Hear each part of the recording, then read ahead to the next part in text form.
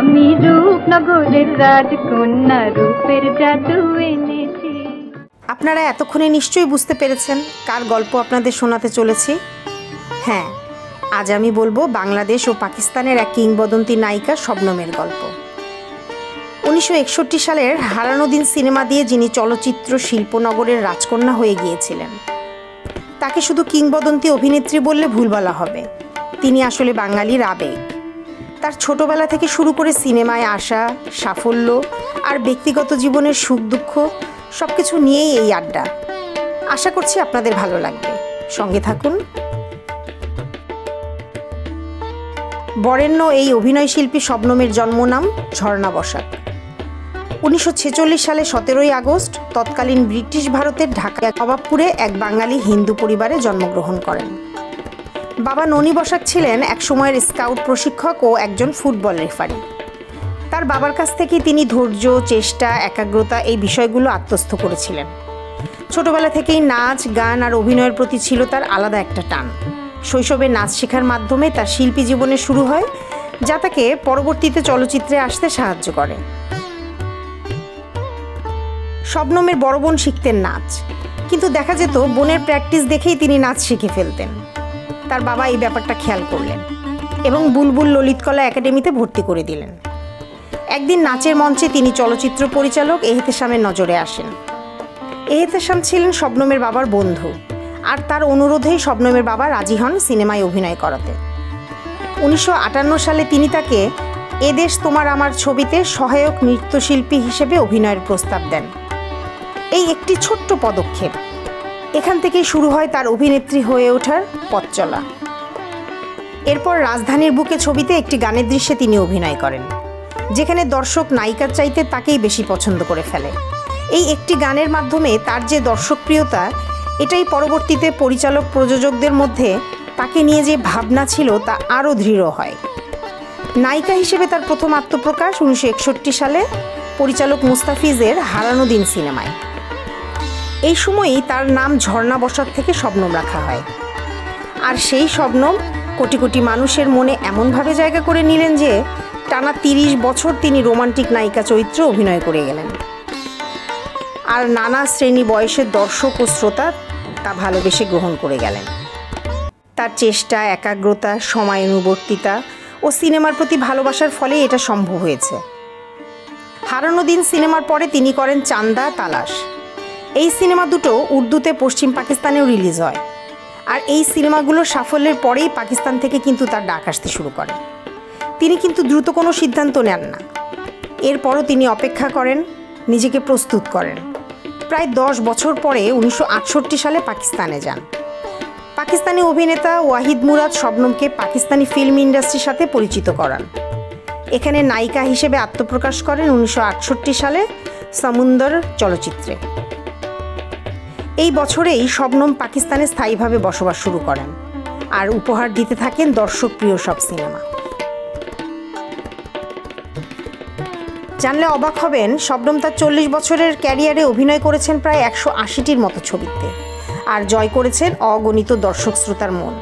ওয়াহিদ মুরাদ, রহমান, নাদিম, রাজ্জাকদের সাথে জুটি বেঁধে করেছেন কাজ। বিশেষ করে পাকিস্তানের নায়ক নাদিমের সাথে তার জুটি দারুণ জনপ্রিয় হয়। একের পর এক সুপারহিট ছবি উপহার দিয়েছেন তারা। নাদিমের বিপরীতে আয়না ছবিতে তিনি নাম ভূমিকায় অভিনয় করেন এবং ছবিটি এতটাই দর্শকপ্রিয় হয় যে পাকিস্তান ফিল্ম ইন্ডাস্ট্রির সব রেকর্ড ভেঙে দেয়া চলচ্চিত্র হিসেবে প্রমাণিত হয় এবং পাকিস্তানের সিনেমা হলগুলোতে দীর্ঘদিন যাবৎ চলার রেকর্ড করে। মোট 50টি ছবিতে একসাথে অভিনয় করেন এই জুটি। পাকিস্তান আর বাংলাদেশ, এই দুই দেশেই শবনম ছিলেন সুপারস্টার। সময়ের সবচেয়ে বড় তারকা হওয়া সত্ত্বেও তিনি ছিলেন সকলের অত্যন্ত আপনারজন। তার হাসি, সংলাপ বলার ভঙ্গি আর পর্দার উপস্থিতি দর্শককে মুগ্ধ করত। 60-এর দশক, 70-এর দশক, 80-র দশক, এই 3 দশক তিনি তার অভিনয় দিয়ে দর্শকদের মুগ্ধ করে রেখেছিলেন। 1962 সালের চান্দা, 1963 সালের তালাশ, লাডলা, একের পর এক ছবিতে তার অভিনয়, তার চেহারার লালিত্য মোহাবিষ্ট করে রেখেছিল পাকিস্তান বাংলাদেশ এই দু দেশের দর্শকদের। 1970 সালে রাজ্জাকের বিপরীতে নাচের পুতুল ছবির আয়নাতে ওই মুখ দেখবে যখন গানটি অত্যন্ত জনপ্রিয়তা পায়। আয়নাতে ওই মুখ দেখবে যখন, কপলের কালো তিল পড়বে চোখে। এবং তার অসাধারণ অভিনয় সকলের মনে গেঁথে যায়। সর্বশেষ 1999 সালে কাজী হায়াৎ পরিচালিত আম্মাজান চলচ্চিত্রে অভিনয় করেন শবনম। এই ছবিতে তার আবেগঘন অভিনয় এতটা জনপ্রিয় হয় যে তিনি সকল শ্রেণীর মানুষের কাছে আম্মাজান হয়ে ওঠেন। আর এটিই ছিল তার সর্বশেষ চলচ্চিত্র। চলচ্চিত্রের দীর্ঘ ও সফল ক্যারিয়ারে কোটি মানুষের মনে জায়গা করে নেওয়া ছাড়াও তার প্রাপ্তিতে যোগ হয়েছে 16টি নিগার পুরস্কার, Lux Style Lifetime Achievement Award 2019 সালে, পাকিস্তান টেলিভিশন থেকে সম্মাননা পুরস্কার 2012 সালে, পাকিস্তানের সিনেমা ইন্ডাস্ট্রিতে অসামান্য অবদানের স্বীকৃতি হিসেবে পাকিস্তানের প্রেসিডেন্টের কাছ থেকে সিতারা-ই-ইমতিয়াজ 2024 সালে। এটি পাকিস্তানের তৃতীয় সর্বোচ্চ বেসামরিক পুরস্কার।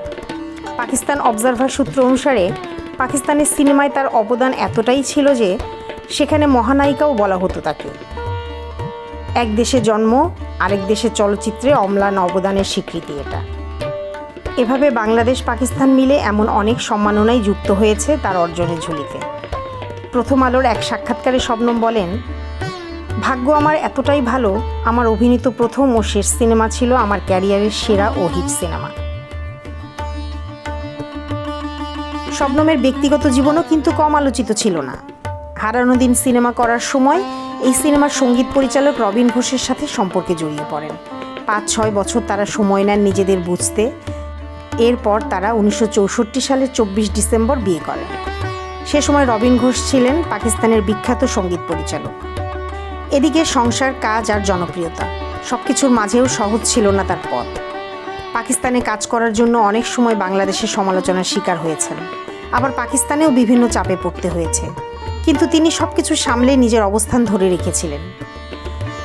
এক ইন্টারভিউতে তিনি বলেছেন, ফিল্মে নাচ, গান, মেলোড্রামা সব করতে হয়েছে, কিন্তু নিজের সীমা, নিজের মর্যাদা মাথায় রেখেই করেছি। কাজের জায়গায় পেশাদার, ঘরে স্ত্রী, মা, এই দুইয়ের ভারসাম্যই আমাকে শবনম বানিয়েছে। এই সেই ভয়ঙ্কর রাত, 13ই মে 1978।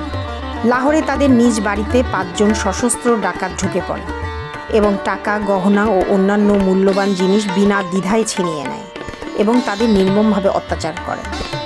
এই ডাকাতেরা কোনো সাধারণ ডাকাত ছিল না। তখনকার সময়ে পাকিস্তানের মুখ্য সচিব SK বান্দিয়ালের ভাগ্নে ছিল দোষীদের মধ্যে অন্যতম ফারুক বান্দিয়াল এবং সঙ্গে ছিল তার 4 বন্ধু। মামলাটি স্পেশাল মিলিটারি কোর্টে বিচার হয় এবং ডাকাতদের মৃত্যুদণ্ড দেওয়া হয়, কিন্তু তারা ছিল উচ্চবিত্ত ব্যবসায়ী ও রাজনৈতিক পরিবারের সন্তান। তাদের পরিবার থেকে শবনমকে চাপ দেওয়া হয় কেস তুলে নেয়ার এবং পাকিস্তান ত্যাগ করার। পরে জেনারেল জিয়াউল হকের মধ্যস্থতায় শবনম এবং তার পরিবারকে প্ররোচিত করে দোষীদের মাফ করতে বাধ্য করা হয়। এরপরও শবনম তার কর্মক্ষেত্রে সক্রিয় ছিলেন, কিন্তু ক্রমাগত আসামিদের হুমকিতে 90-এর শেষ দিকে ধীরে ধীরে সিনেমা থেকে দূরে সরে আসেন শবনম আর স্বামীকে নিয়ে স্থায়ীভাবে ঢাকায় চলে আসেন। কিন্তু 2016 সালে রবিন ঘোষের মৃত্যুর পর তিনি অনেকটা নিভৃত জীবনযাপন শুরু করেন। তাদের একমাত্র ছেলে রনি ঘোষ, তিনি দেশের বাইরে বসবাস করেন। মাঝে মাঝে মাকে দেখতে দেশে আসেন। ঢাকা, করাচি, 2 শহর 2 আকাশ, তবু একটাই নাম, শবনম। বাংলার মাটির ঝর্ণা বসাক, যিনি উর্দু সিনেমারও শ্রেষ্ঠ নায়িকা। পর্দায় তিনি প্রেম, বেদনা, স্বপ্ন সবকিছুকেই বিশ্বাসযোগ্য করেছিলেন। তাই তো সময় পেরিয়ে আজও প্রশ্ন থাকে, এমন ধারাবাহিক সফলতা আবারও কি দেখা যাবে? শবনমের গল্পটা আসলে শুধু একজন অভিনেত্রীর সাফল্যের গল্প নয়, বরং এক নারীর সংগ্রাম, ভালোবাসা আর লড়াইয়ের গল্প। তিনি প্রমাণ করেছেন সত্যিকারের শিল্পী কোনোদিন হারিয়ে যান না। তিনি হয়তো পর্দা থেকে এখন অনেক দূরে, তবু রয়ে গেছেন লাখো দর্শকের হৃদয়ে।